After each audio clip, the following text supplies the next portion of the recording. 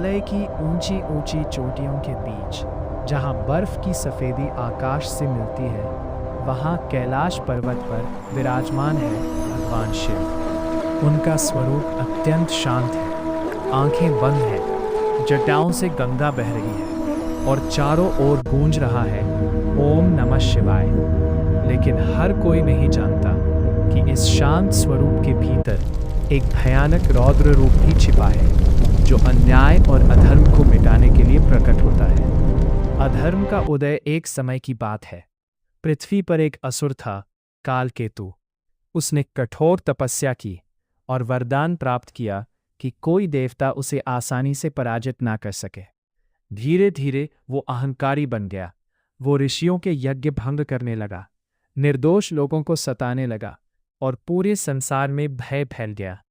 देवता भी चिंतित हो उठे। गंभीर टोन।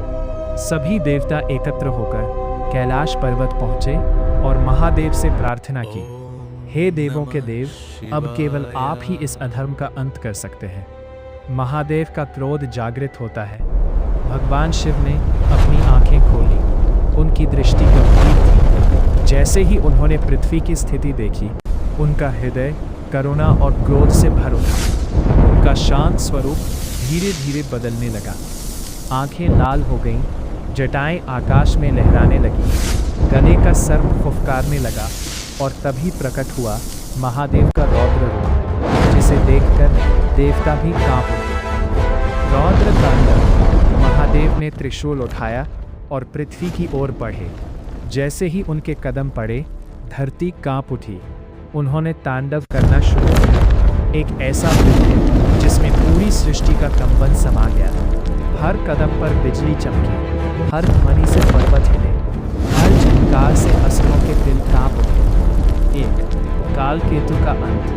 कालकेतु ने महादेव को देखा और हंसते हुए कहा, कोई मुझे नहीं हरा सकता। लेकिन वो नहीं जानता था कि उसके सामने स्वयं कालों के काल खड़े हैं। तेज प्रभाव। महादेव ने त्रिशूल से प्रहार किया। एक ही वार में उसका अहंकार चूर हो गया। कालकेतु धरती पर गिर पड़ा और उसका अंत हो गया। शांति की वापस जैसे ही अधर्म समाप्त हुआ, महादेव का क्रोध शांत होने लगा। उनका रौद्र रूप धीरे धीरे फिर से शांत स्वरूप में बदल गया। देवताओं और ऋषियों ने हाथ जोड़कर धन्यवाद किया, हे महादेव, आपने संसार को बचा लिया। भगवान शिव मुस्कुराए और बोले, जब जब अधर्म बढ़ेगा, मैं किसी न किसी रूप में प्रकट होकर उसका अंत करूंगा। एक कथा का संदेश। इस कथा से हमें यह सीख मिलती है, महादेव जितने शांत हैं, उतने ही रौद्र भी हैं। वे भक्तों के लिए दयालु हैं, लेकिन अधर्म के लिए विनाशकारी। और सच्ची भक्ति हमेशा विजय दिलाती है। अंतिम संदेश। जब भी जीवन में डर या अन्याय का सामना हो, बस सच्चे मन से ओम नमः शिवाय का जाप करें। महादेव हर रूप में आपकी रक्षा करेंगे।